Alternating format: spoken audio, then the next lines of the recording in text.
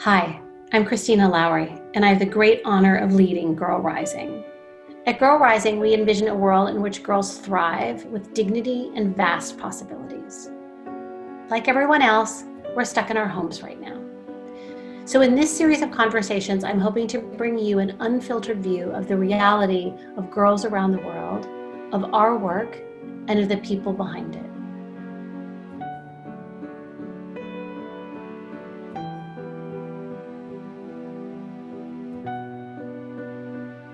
Today, I'll be speaking with Majo Aldana, Girl Rising's country manager in Guatemala. But before I begin, I want to just ground us all in the reality for girls in Guatemala.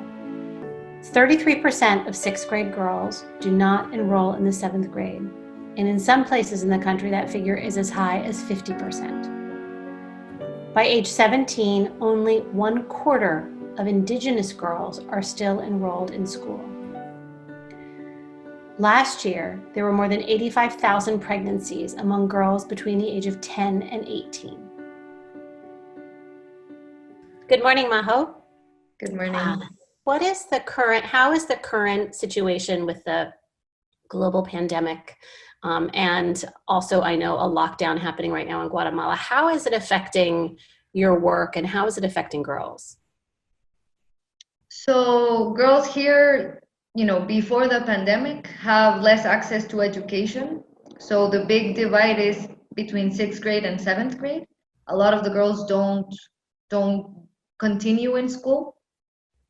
They have less access to quality food, so they're undernourished. And then when they grow up and if they become moms, they also have undernourished babies and all of that. So all of this is just more acute right now.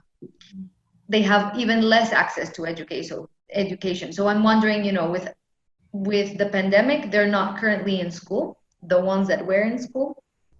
And the question is, will they go back?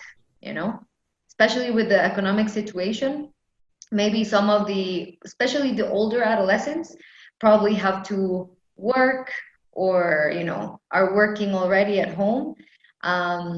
They don't A lot of the girls don't occupy the public spaces. They're at home. If they go to school, they go to school and back. um, and they're very inside in the private sphere, so they're doing chores at home, taking care of younger siblings. And so all of this may become just more acute, of them being just in isolation because of the pandemic, but also because it's dangerous, or extra things. So And is it correct to say that for those girls who are in school, that school is one of the few places they get to be in a public space outside their home? That yeah. there are not other places really that girls get to interact with other people. And so now without the possibility of going to school and only being at home, that isolation is acute. I mean, the sessions are one of the possibilities and the spaces for girls to meet up with other girls that are. The Girl Rising sessions, you mean? Yeah, I mean, they're sessions, either if it's with school or with, we have some programs here that are not related to school programs, but more to like at the community level. And so for many girls, that's the space to be outside, to have a network of girls and friends that are their own age or similar ages. And an important part also is that they have access to a mentor or a teacher that is, like an older woman that is young too, but it's older than they are, and it serves like a role model of things, of possibilities of what you can do and be. And so I think we're missing that. I hope we can get back to it, but in the meantime, it's about continuing to see how they are doing inside the home, where there's so much risk for so many things that already happen, and this can become more acute. Violence, forced marriage, forced adolescent pregnancy, like there's so much. And what is your greatest fear about this moment in time, and how it will affect girls now and in the longer term? What's your greatest fear for girls? I fear that they're not going to go back to school. because of the economic reasons and just, and that they lost this whole year of schooling. Even if schools reopen soon, there's still a lot of months that they didn't receive. And that means, yeah, it means a lot in terms of their own development and their learning. But if they don't go back, there's a lot of risks involved. There's the rates of violence, of adolescent pregnancy, of forced marriage. Like there's a lot of evidence around the world that when girls are in school, not only, it's a human right and they should learn and be happy and playful and learning there, but it's also a space where they can be safe and learn certain skills. Especially with programs like ours and others that are working with adolescents that give them, other tools to know their rights. And so not going back to school means less opportunities to learn and higher risk of just violence in many ways. And that's my biggest fear, that they're not going to go back to school because they're already the ones that are not sent to school to begin with. Even though, like the statistics here, if girls enter 7th grade, they're more likely to graduate from high school than boys are. Wow. So it's just giving them the chance to actually like get in there and continue to be there so that they can graduate. And what percentage of girls don't make it to the 7th grade, from the 6th grade to the 7th grade? What's the rough? It's at least in the country, I think it's 1 out of 3 girls don't make it. Wow. So we're talking about more than 30%. Yeah. Heartbreaking. Have you I know you're in close touch with the mentors and the teachers who run the Girl Rising program and others, partners and organizations in your community that are responding to the needs in the community.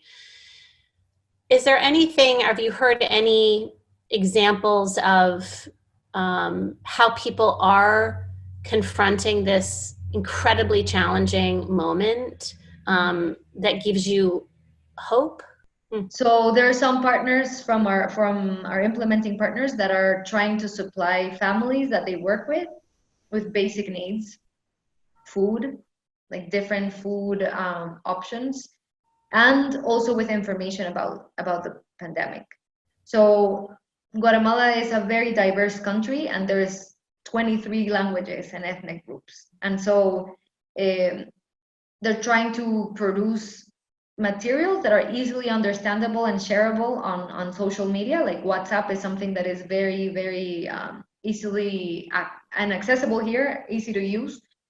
And so they're making videos in the local Mayan languages so that people have information in their maternal language. And I think that's powerful because language is the way we understand the world. And so this is part of our reality right now. And I think that's a huge, huge effort of reaching families with basic supplies for them to feed themselves, but also to take care of themselves with the information around this pandemic. Mm-hmm.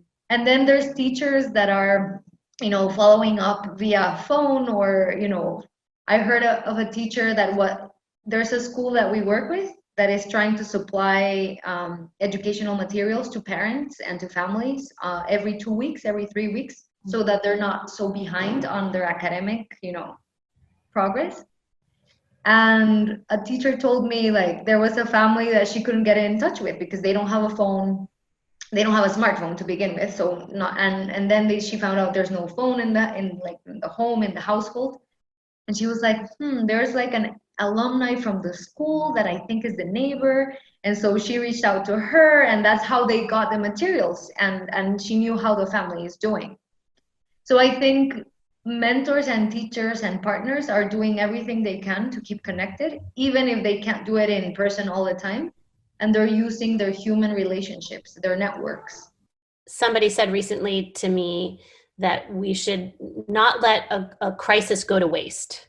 So what would you say is the thing that we all need to do, or the message that you have for people, that out of this crisis, what do we need to do collectively? We have a phrase in Spanish, los hubieras, the I should'ves. And I hope we learn individually and collectively also how to just do things in the present, so that we are not, trying to, oh, I wish I had done that. And so I hope we can see that we need to build a better place, a better system, a better world for girls, for everyone also, for, different groups. And that the current system is broken, and that it's violent, and that it excludes people. And so it excludes us in a different way. So if we feel excluded right now, or there's governments that have responded differently and in more like pretending to help people, but they're really helping the economic elites, for example. And it's like, no, that's not how it works. The majority of us are, normal people, and we need access to food, to water, to internet, to electricity. And those are the basic things we should see, that this system is broken, and that we all can change it and really live in a different way.